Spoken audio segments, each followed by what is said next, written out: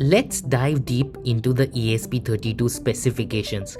If you want a bit more technical and specific information, you can check the datasheet provided by ESP on their official website. So in simple terms, ESP32 is a low power, sleep deep BLE and Bluetooth processor or system on a chip.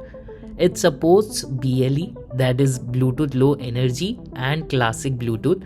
Besides that, it also supports Wi-Fi with 150 Mbps data rate with HT40.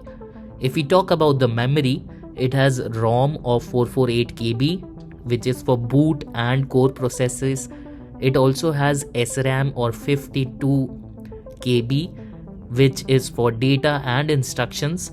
It supports RTC fast SRAM of 8 KB and slow SRAM of 8 KB for core processes. And if we talk about low energy, it supports ADC conversion, for example sleep or deep sleep mode. And if we talk about the input outputs of this device, it supports ADC and digital to analog converter. It also supports universal ART and serial peripheral interface.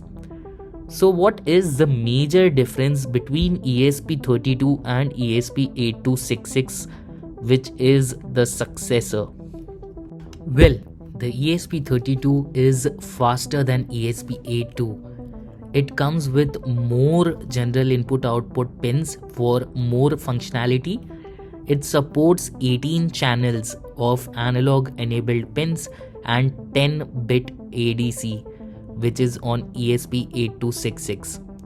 The ESP32 also supports Bluetooth while ESP8266 doesn't support it. And the best part is most ESP32 model are dual core and are a bit expensive than 8266. That is the major difference between 8266 and 32.